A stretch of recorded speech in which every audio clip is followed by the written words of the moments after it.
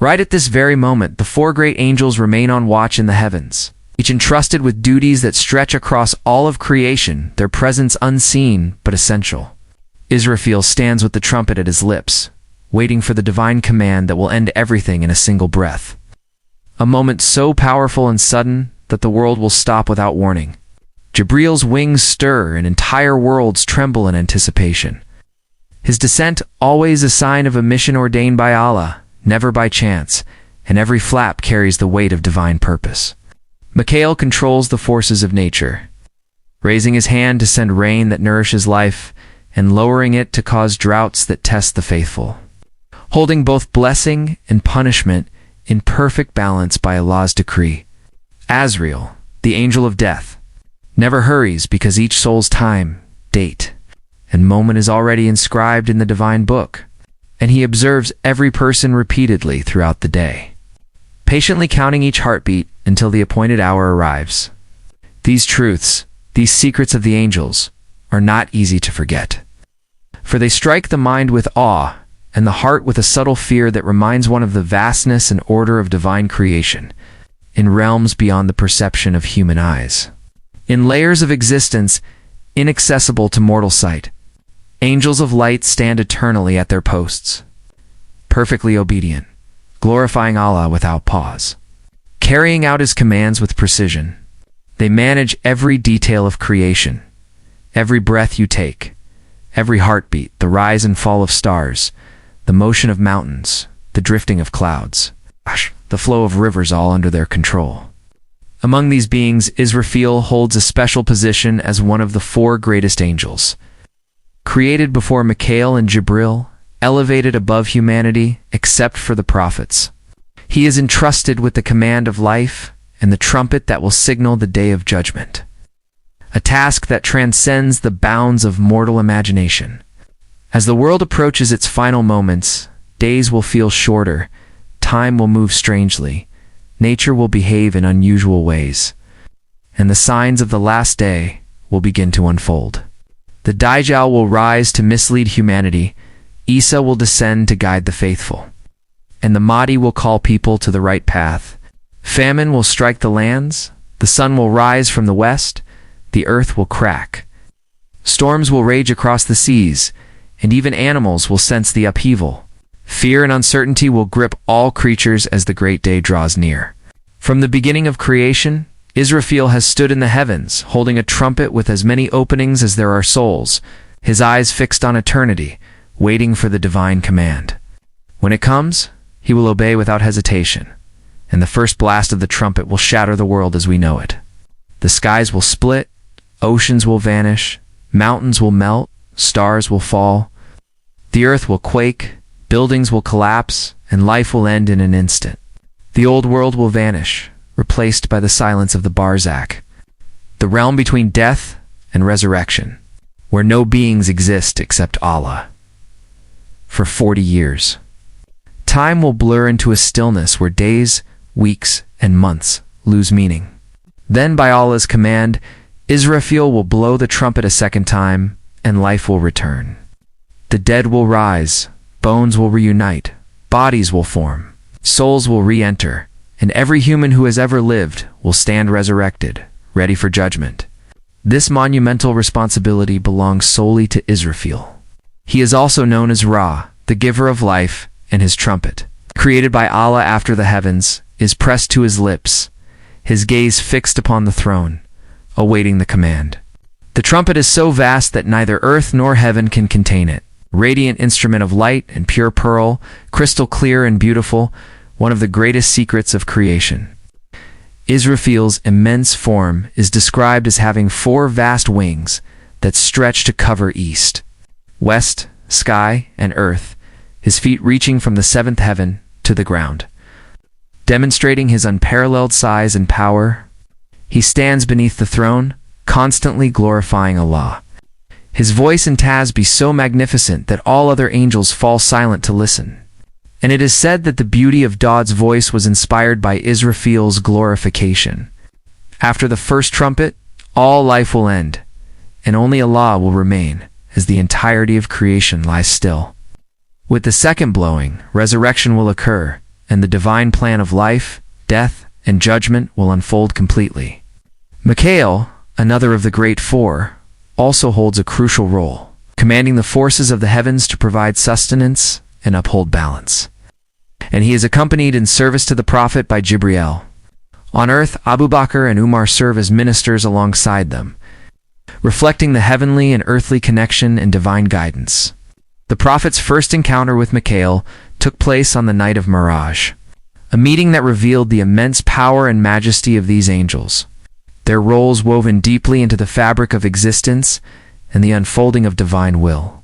Their duties stretch across creation, their vigilance never ceasing, and their presence reminds all who reflect of the order, power, and majesty of Allah, a constant reminder that behind every moment of life, every breath, every heartbeat, angels stand in watchful obedience, ensuring that the divine plan continues without fail. The Prophet, under the guidance of the angel Gabriel, ascended through the heavens, visiting each level one by one and learning what was there. When they reached the sixth heaven, he first met the Prophet Musa. After speaking with him, Prophet continued exploring the sixth heaven, and there came face to face with the angel Mikail. Mikail was seated on a large throne with a massive scale before him, so vast it could stretch from the earth to the sky. The Prophet approached Mikail and greeted him with salam, which was returned, and Mikail first made a dua for the Prophet. Hearing this, the messenger of Allah replied, Amen. Mikail then explained that the goodness given to the Prophet's Amma had never been given to any other, and that their scale would be heavier than all others. At that moment, countless angels surrounded Mikail, working under his command. They spoke to the Prophet, saying that they always obey his command, sending salat and salam upon him. They explained that from thousands of years before Adam's creation until now, every drop of rain or snow had a separate angel assigned to it, each completing their duty perfectly. The angel who serves one drop never repeats the same duty again until the day of judgment, showing the vast number of angels. From the creation of the first human until now, for every single drop of rain or snow, an angel under Mikail's leadership has been assigned. And after the drop reaches the earth, that angel will not serve in the same role again. This illustrates the unimaginable scope of Allah's creation, far beyond human comprehension. While witnessing all this, the Prophet noticed that Mikail never smiled and asked Gabriel why. Gabriel explained that since the day the fire of Jahannam was lit, Mikail has not smiled. Mikail, whose name appears in the Quran and Hadith, it was also part of an interesting event involving the Prophet and a group of Jews. They asked the Prophet who had brought him revelation, and when he said Gabriel, their faces changed. They said that if his friend had been Mikail, they would have followed him and believed, because Mikail is associated with mercy, abundance, and rain, while they considered Gabriel the angel of war, famine, and drought.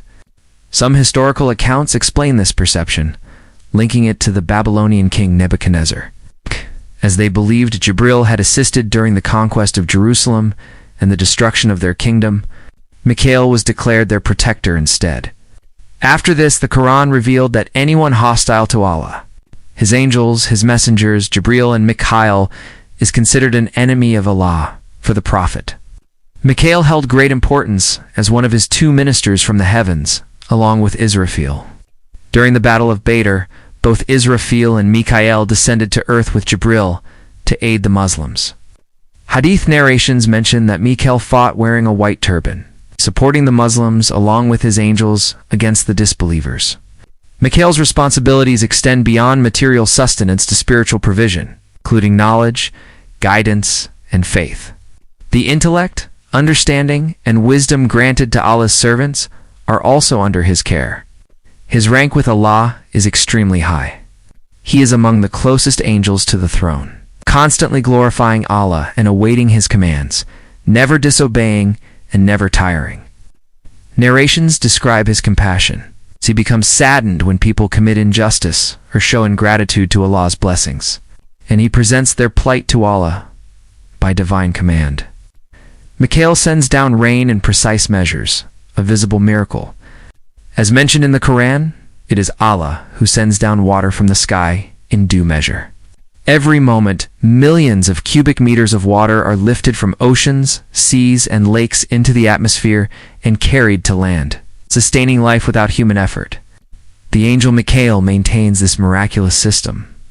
Millions of cubic meters of water are suspended in the sky and released drop by drop in a way that does not harm life. Despite temperatures in the clouds reaching -40, the water does not freeze, another sign of Allah's knowledge. Each raindrop descending from the clouds is supervised by an angel assigned by Mikail. Miraculously, despite falling from great heights, raindrops reach the earth intact, without colliding, forming perfect drops instead of one destructive mass. Furthermore, the speed of raindrops is perfectly controlled. An object falling from 1,200 meters would normally reach speeds of 560 kilometers per hour, striking with the force of a 1-kilogram stone and causing destruction. Yet raindrops never exceed a speed of 10 kilometers per hour, allowing them to nourish life safely. Allah created raindrops so that the friction of the atmosphere slows their fall to the ground, creating a balanced system. Water evaporates from oceans, rivers, and streams, rises to the clouds, and returns to the earth as pure fresh water. As the Quran says, "Have you seen the water that you drink? Is it you who brings it down from the clouds? Or is it we who send it? If we had willed, we could have made it salty. So will you not be grateful?" Gabriel was created as one of the mightiest angels, possessing unmatched power and authority, honored and obeyed by all other angels. Allah created angels from light and gave them duties in communicating with humans and maintaining the order of the universe. Created from light, Gabriel's name reflects the power of Allah. In the Quran, he is mentioned with different names, such as Jibril, Ruhul, Qudus, and Rasul, in Jewish and Christian sources. He is known as Gabriel. He carries the throne, leads the 4 great angels, is closest to Allah, and is entrusted with delivering revelation. His station is in the 7th heaven, at Sidral Muntaha. Under his command is an army of angels surrounding the throne, managing natural forces such as earthquakes, winds, storms, hurricanes, and whirlwinds, and carrying out divine orders, including the destruction of nations when willed by Allah. All wars that have occurred or will occur are under his oversight, and Allah sends him to support those he wills. Angels attend battles to give blessings and spiritual strength, but in rare cases, they fight directly, as during the Battle of Badr, where they wore turbans and carried swords. Companions could distinguish the disbelievers killed by angels because the blows left black marks that burned like scars. At that moment, Allah revealed to the angels, "I am with you. Give firmness to the believers. I will cast fear into the hearts of the disbelievers. Strike above their necks and strike at their fingertips." On the day of Badr, the Prophet said, "Here is Jibril, holding the reins of his horse, dressed for battle, here to help us." Gabriel is responsible for inspiring all creatures, delivering divine inspiration to angels who manage millions of stars, while simultaneously being in prostration before Allah at the throne. He is the messenger between Allah and his servants in both this world and the hereafter, conveying divine commands to angels and prophets directly, without any intermediary. His appearance is described as extraordinarily beautiful, with a bright face, coral-like hair, a clear complexion, teeth shining like snow, red feet, bright yellow knees, and saffron-colored wings adorned with ornaments as large and bright as stars. He wears 2 cloaks of pearl, garments of white, adorned with rubies, has 600 green wings, decorated with pearls and rubies. With a distance of 500 years' travel between each pair, he moves with great speed, the sun shining between his eyes. When he bathes in the river of light to the right of the throne in paradise and shakes himself, 70,000 drops fall from each feather, and from each drop, 70,000 angels are created. No prophet has seen him in his original form, except Prophet Muhammad. Gabriel taught Prophet Adam the letters and farming, took him to Makkah, helped Prophet Nuh build the ark, brought punishment to the people of Lut and other rebellious nations, protected Prophet Ibrahim from the fire, and assisted Prophet Musa against the Egyptian magicians. His relationship with Prophet Muhammad was unique. From the first revelation to the prophet's death, he remained by his side. When they first met in the cave of Hira, the prophet was deeply moved and frightened by his greatness. Gabriel commanded, "Read," and the prophet replied, "I cannot read." Gabriel embraced him tightly and repeated the command. One remarkable quality of Gabriel is his ability to appear in different forms. Sometimes he appeared in his original form, sometimes in human form, and at times in other appearances, often as a handsome, well-built man. Once Gabriel called out to the prophet, "O Muhammad," and though the prophet looked in every direction, he saw no one. Then he raised his eyes to the sky and saw Gabriel covering the entire horizon, seated upon a throne. When Gabriel introduced himself repeatedly until the prophet moved into the crowd to hide. Gabriel taught the prophet not only to receive revelation, but to understand and apply it, sometimes appearing as a companion to teach acts of worship like wudu, salat, sacrifice, and hajj. Companions witnessed some of these moments. On the night of Miraj, Gabriel nudged the prophet multiple times until he awoke.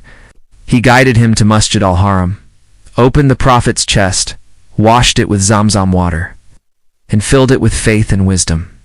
Then he brought a long white animal called Buraq, larger than a donkey, but smaller than a mule. When the prophet approached to mount it, it became restless, and Gabriel reassured the animal, telling it that no human better than Muhammad had ever ridden it. The animal calmed down, and the prophet mounted behind Gabriel. Buraq moved so fast that with each step, it reached as far as the prophet could see. Gabriel took the prophet to the lowest heaven, where he requested the door be opened. When asked who was there, he said, "Jibril," and when asked who was with him, he replied, "Muhammad." When asked if he had been invited, he confirmed, and the door was opened for their arrival. Asterisk.